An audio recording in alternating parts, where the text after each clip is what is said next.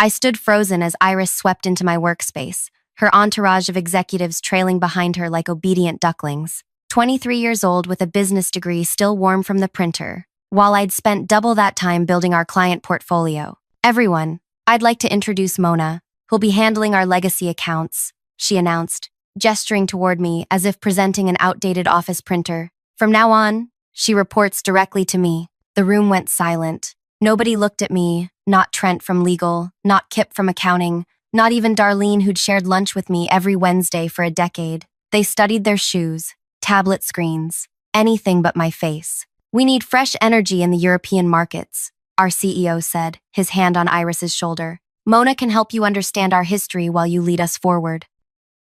I was being turned into history while still breathing. The corner desk will be yours, Iris told me, pointing to a cramped space near the supply closet. I need this office cleared by lunch. My office, my space that had witnessed countless late nights and breakthroughs. The wall still displayed the thank you letter from our biggest client after I'd saved their campaign during a natural disaster. Understood, I replied, my voice steadier than my hands. 3 hours later, I watched maintenance workers carry my achievement plaques in a cardboard box, while Iris directed the placement of abstract art pieces on my former walls. The bulky desk goes too, she instructed them. It's positively ancient, the desk my team had gifted me after our department won Company Achievement of the Year. My new workspace had a wobbly chair and computer that wheezed when starting up. My phone rang. Howie, my direct report for 8 years. Mona, I'm sorry, but Iris has called a team meeting in the Willow Room. When? Right now. She said it's just for the team leads. I was being excluded from a meeting with my own team. No problem, I lied. After hanging up, I noticed an email from Iris to the entire department. Growth Strategy Implementation. Moving beyond outdated methods. Attached was a 16-page presentation. I opened it and felt my breath catch. These weren't just similar ideas to what I'd proposed 6 months ago. These were my exact proposals, down to the specific market penetration targets for Portugal and Greece. The same proposals our CEO had deemed too ambitious when I presented them. A sticky note appeared on my desk at 4:30. My office, 5 p.m. sharp, Iris. I found her leaning against my old desk, tapping away on her phone. Sit, she said without looking up. I remained standing. She finally glanced up. Your European strategy proposal was well received in the executive meeting today. You mean my European strategy? Her smile didn't waver. Your research was useful groundwork, certainly. But groundwork isn't architecture, Mona. I've modernized and elevated your basic concepts into something actionable. You copied my work, word for word in some sections. That's a serious accusation, she replied, setting her phone down. Especially from someone in your position. My position? People who've been at one company too long often grow. Territorial, change-resistant. The CEO understands this transition might be difficult for you. Is that why you excluded me from my own team meeting today? She sighed theatrically. I needed candid feedback about departmental leadership. People aren't always comfortable speaking honestly with their former supervisor present. The implication hit like a physical punch. She'd been gathering complaints about me. We're restructuring the department next month, she continued. Some roles will be eliminated. Others will evolve. Your future here depends entirely on your ability to adapt. The threat was unmistakable. Is there anything else? I asked quietly. Yes, the Winterman presentation tomorrow. I'll handle it. The Winterman Group, my client for 16 years. Their CEO had specifically requested me for their annual review.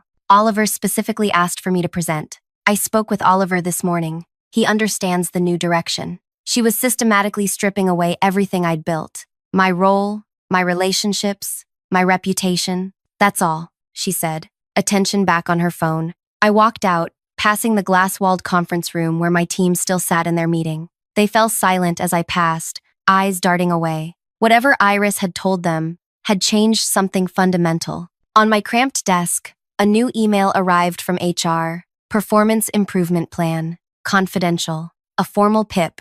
The first step toward termination. The document listed resistance to new leadership and territorial behavior. I'd given 2 decades to this company. Postponed having children. Worked through pneumonia twice. Skipped my grandfather's funeral to save a key account. Now I was being pushed out by someone who'd built her entire strategy on my work. I shut down my computer, gathered my bag, and left without saying goodbye to anyone. In my car, I sat silently for 20 minutes, staring at nothing, a strange calm replacing the initial shock. They thought they were watching a woman being gradually erased. They expected tears, outbursts, a resignation letter. They had no idea who they were dealing with. That night, I didn't cry. I didn't vent to friends or family. Instead, I opened my personal laptop and began working. Not on my resume, not on a complaint to HR. On a file, a very specific file that would change everything. Wait, before I tell you what happened next, I want to thank you for starting this journey with me. If you're feeling the punch of injustice already, you might want to like this video and subscribe. Trust me, what comes next is something you won't want to miss. The quiet revenge of a woman who'd been underestimated for the last time. My name is Mona Teller, and until 3 weeks ago, I was the Senior Director of International Growth at a marketing company that had just merged with our biggest competitor. The merger had brought changes, certainly, but none of us expected the executive team to place a newcomer directly above me with no transition period. I joined the company straight out of college, back when we occupied half a floor in a downtown building with questionable heating. We now had offices in 11 countries. I'd personally opened 7 of them. My team respected me not because I demanded it, but because I'd earned it. When Bella's mother was diagnosed with cancer, I rearranged her entire work schedule so she could drive her to treatments. When Penn's apartment flooded, I helped him find temporary housing. When Howie struggled with his first major client presentation, I stayed late for a week straight until he could deliver it flawlessly. I knew their children's names, their anniversaries, their dreams beyond our company walls. Iris knew none of this. To her, they were resources to be optimized, pieces on a chessboard to be moved according to her grand strategy. During her second week, she called Howie into her office. He emerged an hour later, avoiding eye contact with me. The next day, he presented his new approach to our Nordic markets at the department meeting, an approach I'd been privately mentoring him on for months. The same pattern repeated with Bella and her digital architecture improvements. With Penn and his client retention model, one by one, my team's collaborative projects with me were being reframed as individual breakthroughs under Iris's inspiring leadership. She asked about your management style. Darlene whispered during our now awkward Wednesday lunch. If you micromanage, take credit for others' work, resist innovation. What did you say? I asked. Darlene looked down at her salad. I tried to be diplomatic, but Mona, she records everything. She had her phone on the table, recording our entire conversation. Iris wasn't just rewriting the present, she was revising the past. By week 3, my team stopped coming to me with questions. Emails went unanswered. Invitations to client calls disappeared from my calendar. I was being ghosted within my own department. The final blow came when Oliver from Winterman Group called me directly, confused about why I wouldn't be leading their account anymore. Iris explained you're taking on strategic planning instead of client-facing roles, he said. After 16 years? Without even a handover meeting? It was a sudden change, I replied carefully. Well, we specifically requested you in our contract renewal. If you're not involved, we'll need to reconsider our options. When I raised this with our CEO, he seemed distracted, preoccupied. Iris has some innovative approaches to the Winterman portfolio, he said. Give her a chance, Mona. Change can be positive. That evening, I watched through the conference room windows as Iris presented my European strategy to the executive team. My slides, my data, my conclusions, all with her name on the cover page. The executives nodded approvingly. Our CEO actually applauded at the end. I should have felt anger, but instead, a strange clarity washed over me. I'd been playing by rules that no longer applied, following a social contract that Iris had never signed. It was time to change the game entirely. I went home and pulled out my external hard drive, the one where I'd backed up every project, every email, every presentation for the past 15 years. Not for this moment specifically, but because I'd always believed in protecting institutional knowledge. What I found as I searched through those archives stunned even me. I worked through the night, gathering, connecting, analyzing. By morning, I had compiled something that made my hands tremble as I saved the file. As I drove to work, I realized Iris had made a critical mistake. She assumed my power came from my title, my office, my direct reports. She thought that by taking those away,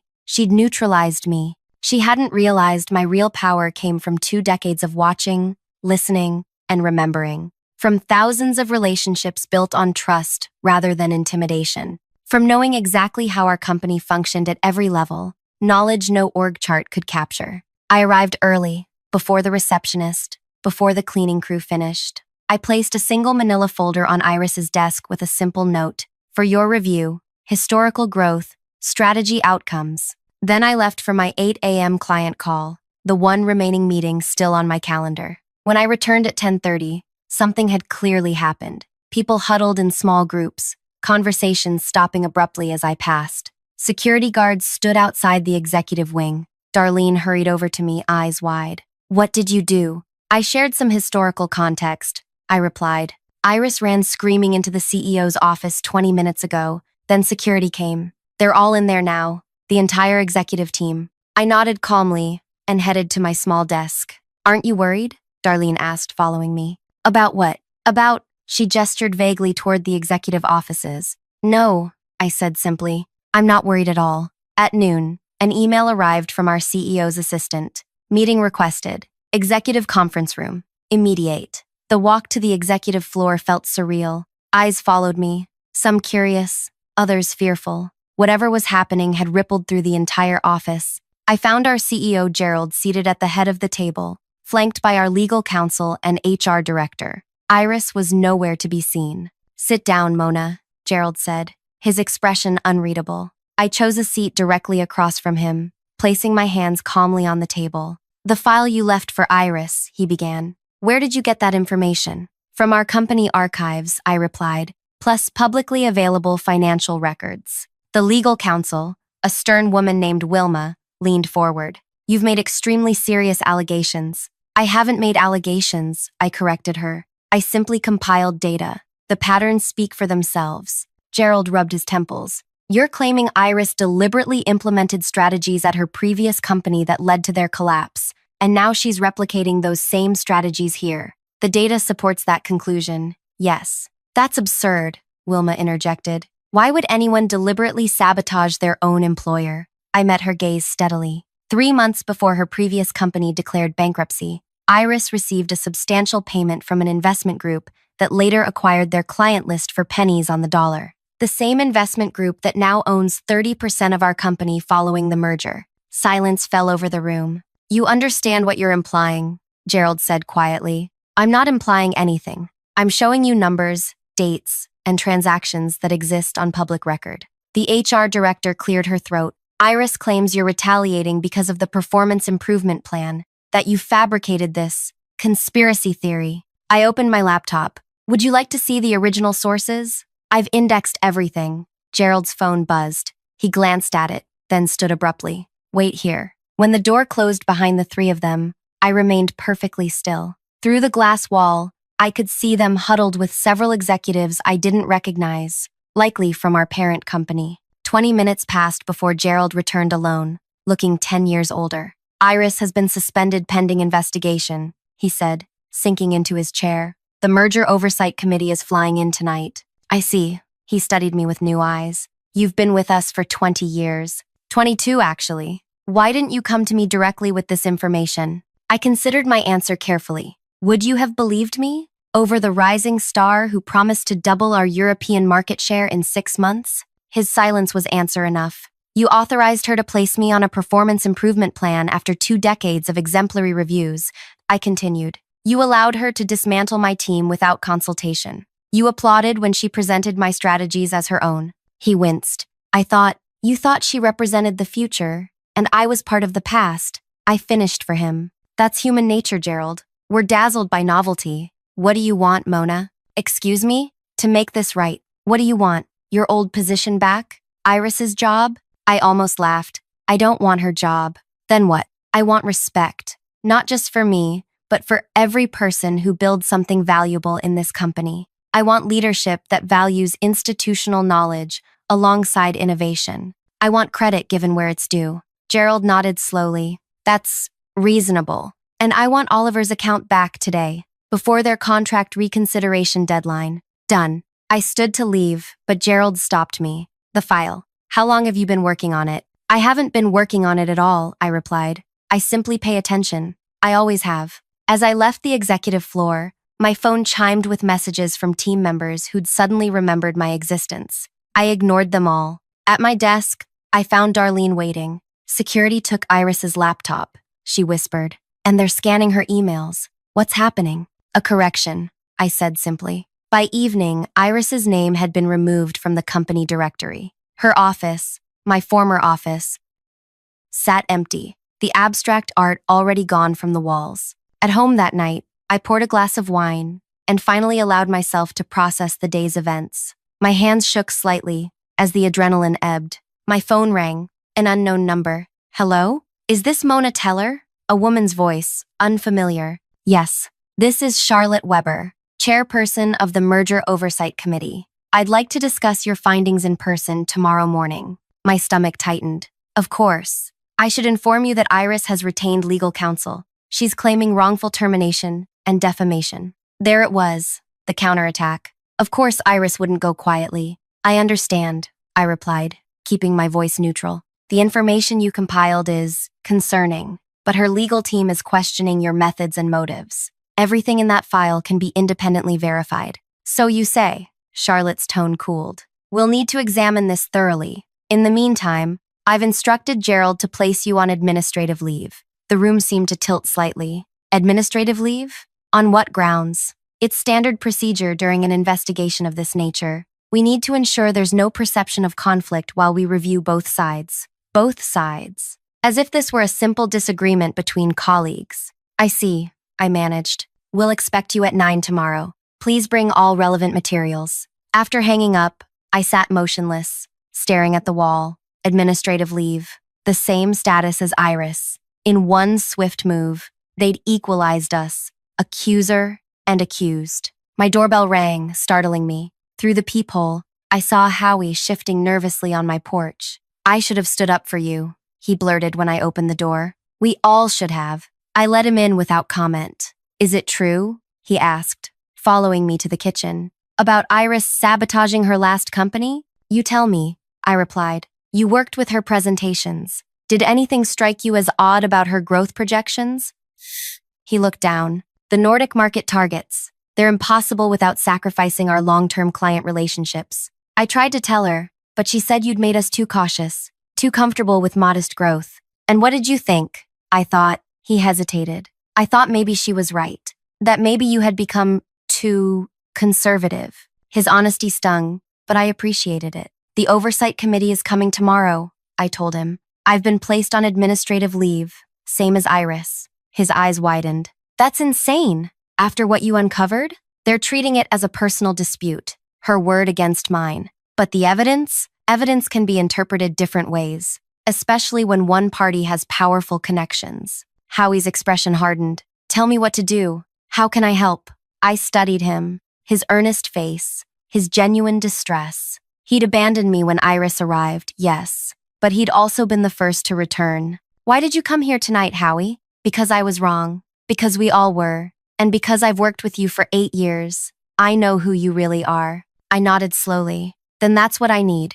People who know who I really am. The oversight committee meeting the next morning was held in our largest conference room. When I arrived, I found not just Charlotte Weber and the executives, but nearly 20 people, including Howie, Bella, Penn, and other team members. Charlotte, a sharp-featured woman in her 60s, began without pleasantries. Miss Teller, we've reviewed your file on Iris Palmer. Her legal representation has provided a response claiming you've misrepresented data to create a false narrative due to personal animosity. Beside her sat a polished man in an expensive suit, clearly Iris's lawyer. He smiled thinly at me. Furthermore, Charlotte continued, they've submitted evidence that you've been resistant to necessary changes, underperforming in your role, and attempting to undermine new leadership. My heart sank. Iris had prepared for this possibility, had been building a case against me from day one. Before we proceed with your response, Charlotte said, I should inform you that Iris has offered to drop potential legal action if you retract your claims and resign immediately. The lawyer slid a document across the table, a resignation letter, already prepared. The room went silent, all eyes on me. I looked at the paper, then at the faces around the table.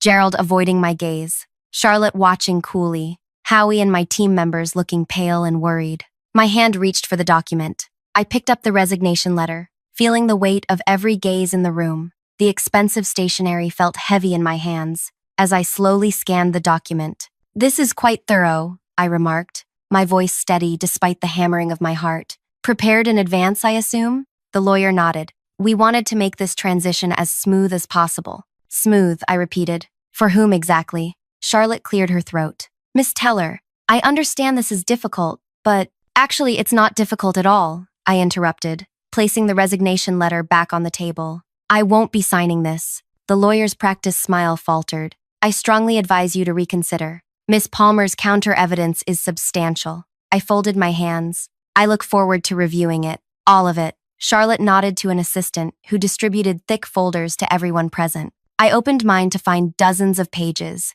emails taken out of context, performance metrics selectively presented, statements from team members that had clearly been carefully edited. "As you can see," the lawyer said, "Miss Palmer has documented a pattern of resistance and underperformance that predates her arrival. Your file was merely retaliatory." I flipped through the pages slowly, nodding as if considering their weight. Then I reached into my bag and pulled out my own stack of folders, one for each person at the table. "What's this?" Charlotte asked as I passed them around. "Context," I replied simply. The room fell silent as they began to read. I had prepared these folders all night, with Howie's help. They contained the complete versions of the emails Iris had excerpted, the full performance metrics showing our department's consistent growth, and most importantly, notarized statements from team members who had come to my home after Howie spread the word. Bella was the first to speak. She told me Mona was being pushed into early retirement, that I should distance myself if I wanted to advance.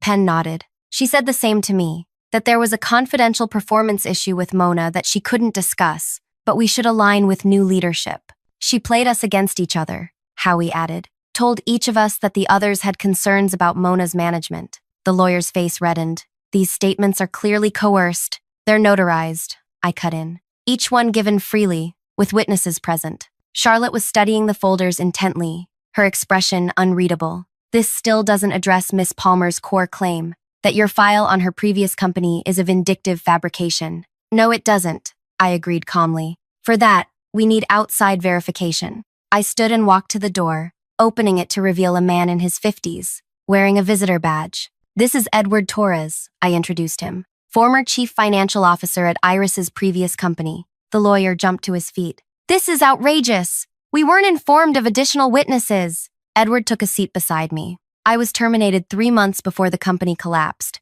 after raising concerns about suspicious strategy shifts. When Mona contacted me yesterday with the patterns she'd identified, I recognized them immediately." Charlotte leaned forward. "Mr. Torres, are you claiming Miss Palmer deliberately undermined your company?" "I'm stating that the strategies she advocated for were identical to the ones that bankrupted us, despite multiple warnings about their long-term consequences, and that she received a substantial consulting fee from the investment group that ultimately acquired our client list." The energy in the room shifted palpably. Gerald, who had been silent until now, turned to Charlotte. "We need to involve our financial compliance team immediately." The lawyer was frantically texting on his phone. "My client rejects these baseless accusations. Mr. Torres was terminated for performance issues. His testimony is clearly motivated by personal grievances." Edward smiled thinly. "Actually, I was offered a generous severance package in exchange for signing a non-disparagement agreement, which I did sign, regarding the company itself,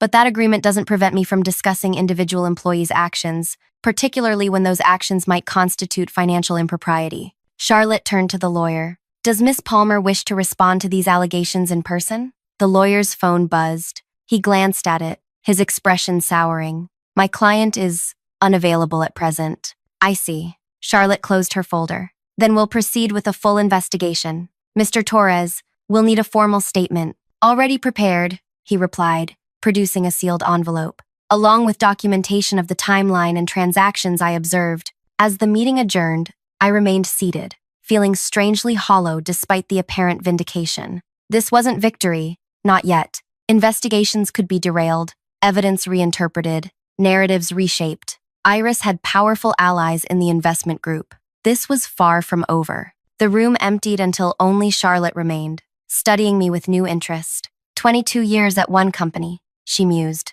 "That's rare these days." "Loyalty used to matter," I replied. "It still does." To some of us. She gathered her papers. You'll remain on administrative leave during the investigation, but with full pay and benefits. Standard procedure. How long will the investigation take? Hard to say. These things can be complex. The unspoken message was clear. Powerful interests were involved. This could drag on for months, possibly years. I understand, I said, rising to leave. She stopped me at the door. Miss Teller, that file you compiled, how did you connect those particular dots? I considered my answer carefully. I've spent my career observing patterns in markets, in consumer behavior, in organizational dynamics. Some patterns only become visible with time and perspective, and patience, she added. Most people would have lashed out immediately when demoted. Reaction isn't the same as response, I replied. I chose to respond. 2 weeks passed. The investigation proceeded behind closed doors. I remained in limbo, neither terminated nor reinstated. My team sent regular updates. Iris had not returned, but neither had any formal announcements been made. The waiting was calculated, of course. A common corporate strategy. Delay until momentum fades, until righteous anger cools, until people simply move on. On Friday evening, as I tended to my neglected garden, my doorbell rang again. This time, it was Gerald. May I come in? He asked, looking uncomfortable on my porch. I led him to my kitchen without comment, offering coffee, which he declined. The investigation has stalled, he admitted, sitting at my counter. The investment group is applying significant pressure. I'm not surprised. They're threatening to withdraw financial support if we pursue this further. The board is concerned about stock implications. And there it was, the familiar calculus where ethics yielded to economics. So Iris gets away with it, I stated flatly. Gerald winced. She won't be returning to the company. That's something. While I remain on administrative leave until everyone forgets, then get quietly phased out. He couldn't meet my eyes. We're prepared to offer a generous severance package. Of course you are. Mona, please understand our position. The investment group controls 30% of our shares now. We can't simply ignore attempted corporate sabotage. Actually, you can. That's exactly what you're doing. He placed a folder on the counter. Another settlement offer, no doubt. The board meets Monday to finalize their decision, he said. This is the best I could negotiate for you. After he left, I didn't open the folder. Instead, I poured myself a glass of wine and went back to my garden, losing myself in the simple, honest work of nurturing living things. My phone rang as dusk fell. Edward Torres. They're burying it, he said without preamble. I know. The investment group reached out to me, offered to refresh my recollection with a consulting contract. Are you taking it? He laughed bitterly. No, but it won't matter. They'll find someone who will. We sat in silence for a moment, two professionals watching justice slip away in real time. What will you do now? He finally asked. I looked at my garden, at the seeds I'd planted weeks ago, now pushing through the soil. I'm going to water my tomatoes, I replied, and then I'm going to finish what I started. Monday morning dawned clear and bright. Instead of staying home as instructed, I drove to the office, dressed in my most confident suit. The security guard smiled and waved me through. Evidently, no one had removed my access. The office was buzzing more than usual. People stopped talking when they saw me, eyes widening in surprise. I walked directly to the executive floor, where the board meeting would be held. Outside the boardroom, Charlotte was speaking quietly with Gerald and several board members I recognized. Gerald spotted me first, his expression shifting from shock to alarm. Mona, you're not supposed to be here. I know, I replied calmly. But I thought the board should have complete information before their vote. Charlotte stepped forward. Miss Teller, while I respect your concern, this meeting is closed. Of course, I nodded. I just have one document to submit. I handed her a sealed envelope. This should clarify matters considerably. What is this? She asked, not opening it. The missing piece, I replied. The reason I was so certain about Iris's connections to the investment group. Gerald reached for the envelope. I'll make sure the board reviews it. Actually, I said, you should open it now. All of you. Something in my tone must have convinced them. Charlotte carefully broke the seal and removed a single page. The board members gathered around, reading over her shoulder. Their reactions told the story. Widened eyes, sharp intakes of breath, one man actually taking a step backward. Is this verified? Charlotte asked, her voice uncharacteristically shaky. Every detail, I confirmed. I've spent the past 2 weeks securing additional documentation. Gerald looked physically ill. Why didn't you present this initially? Because I needed to see how far certain parties would go to protect their interests. Now I know. Charlotte handed the document to an assistant. The board needs to review this immediately, in private. I nodded and turned to leave. Mona, Gerald called after me. Where are you going? I smiled for the first time in weeks. To clean out my desk. I won't be needing it anymore. As I walked away, I heard the boardroom door open and urgent voices calling for immediate legal counsel. By noon, the news had spread throughout the company. The investment group that had engineered our merger, the same group that had acquired Iris's previous company's client list, was actually a complex shell corporation, ultimately controlled by our main competitor. Iris hadn't been sabotaging her previous employer for personal gain. She'd been a planted operative executing a sophisticated corporate espionage strategy spanning years, designed to weaken and eventually acquire our client base through what appeared to be legitimate business failures. The evidence I'd uncovered didn't just implicate Iris. It revealed an entire network of placed executives across multiple companies, all working toward the same goal: the systematic dismantling of competitive barriers through manufactured failures disguised as market forces.